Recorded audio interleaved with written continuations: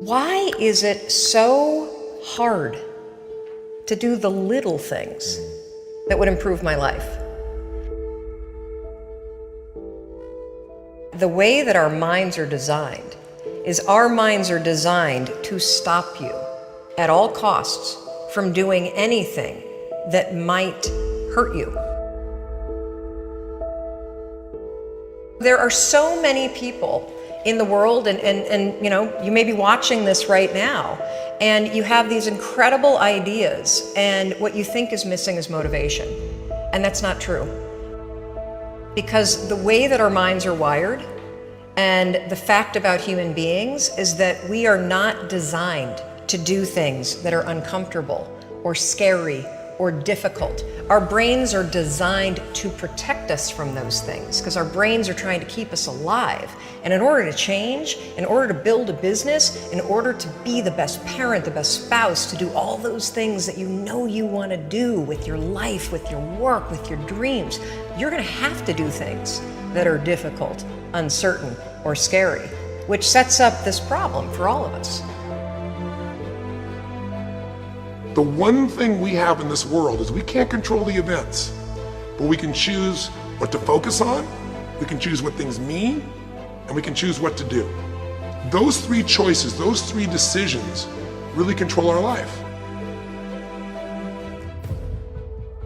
You can always make a decision. That's always in your control. Staying with somebody that treats you like garbage is a decision. It is. Staying at a job that you hate is a decision. Staying in the body that you are not proud of is a decision. Is it going to be easy? No, it's not going to be easy to change. It's simple.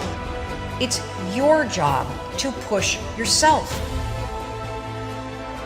It's not the smartest people who achieve success.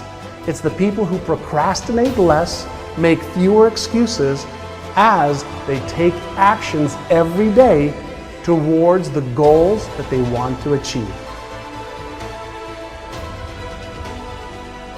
Indecision is the thief of opportunity. Indecision means the door is still closed. Indecision means the opportunity waits. Indecision means what could be is postponed or may never be. If you want to be successful at anything in life, never leave the sight of setting a goal without doing something that commits you to fulfillment. The next morning, the alarm goes off, and I pretended NASA was there. It's the stupidest story. I literally went 5, 4, 3, 2, 1. I counted out loud, and then I stood up. And I'll never forget standing there in my bedroom. It was dark, it was cold, it was winter in Boston. And for the first time in 3 months, I had beaten my habit of hitting the snooze button. There were moments all day long, just like that 5-second moment in bed, where I knew, knowledge, what I should do. And if I didn't move within 5 seconds, my brain would step in and talk me out of it.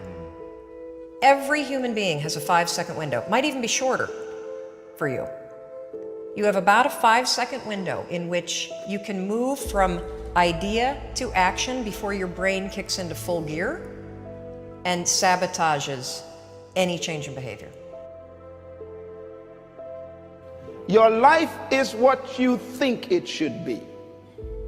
That's exactly what you are right now. You are what you thought you should be. And if you don't like who you are, you got to change what you think you should be. What you think is more important than what you do. And so if you want to change, you got to work on this attitude bit. Decide, commit, act, succeed, repeat. The one thing that all the greats have in common is they sweat the small stuff. They pay very, very close attention to every detail.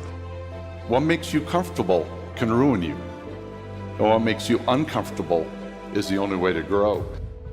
What you are and what you become depends on how you use your time. The billionaire and the beggar both have 24 hours every day. The old and the young, the black and the white, the Indian and the Asian are all given the same amount of time every day. You cannot stop a day. You cannot stop an hour. But you can control how it will be used. Your life comes down to your decisions, and if you change your decisions, you will change everything. When you understand the power of a 5-second decision, and you understand that you always have a choice to go from autopilot to decision maker, everything in your life will change. You will be a different negotiator, you will be different in sales, you will be unstoppable in the gym, because you will realize the amount of garbage that you put in the way of your hopes, of your dreams, of your potential, of your confidence, of your courage. Everything comes down to the decisions that you make. Take ownership. Take extreme ownership. Don't make excuses. Don't blame any other person or any other thing. Get control of your ego. Take ownership of everything in your world, the good and the bad. Take ownership of your mistakes. Take ownership of your shortfalls. Take ownership of your problems. And then take ownership of the solutions that will get those problems solved. Take ownership of your mission. Take ownership of your job, of your team, of your future, and take ownership of your life. The first source of inspiration is deciding. Second source of inspiration is planning. And now, here's a big source of inspiration: beginning. Getting started.